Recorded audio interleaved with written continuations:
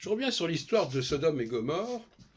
Je crois que c'est en Genèse chapitre 15, plus ou moins. Quand Dieu interroge Abraham quant au nombre de justes dans la cité de Sodome. Et la question que je me pose, j'en ai parlé tout à l'heure avec mon ami Cassan, c'est qu'apparemment pour le lecteur, ça faisait sens.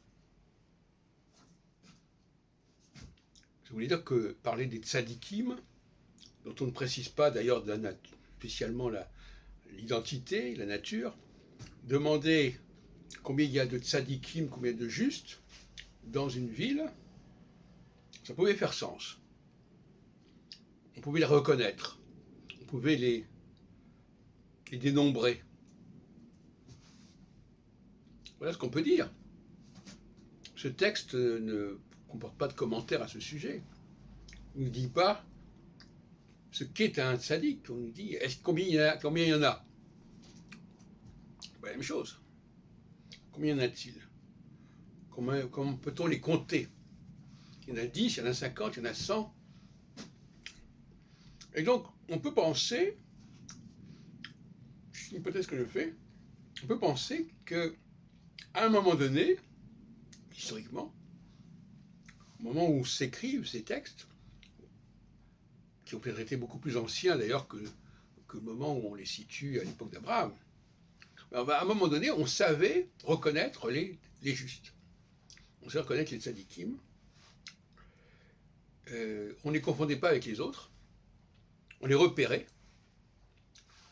Et d'où le sens de ce texte, de ce dialogue entre Dieu et Abraham.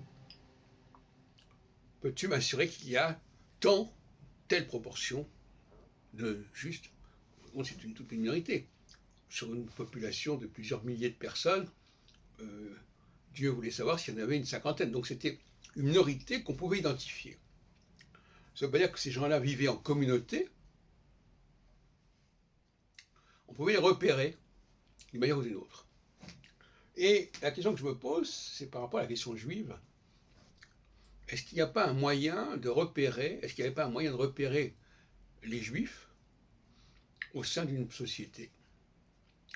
Non pas spécialement parce qu'ils pratiquaient une certaine religion, mais parce qu'ils étaient perçus comme différents d'une manière ou d'une autre.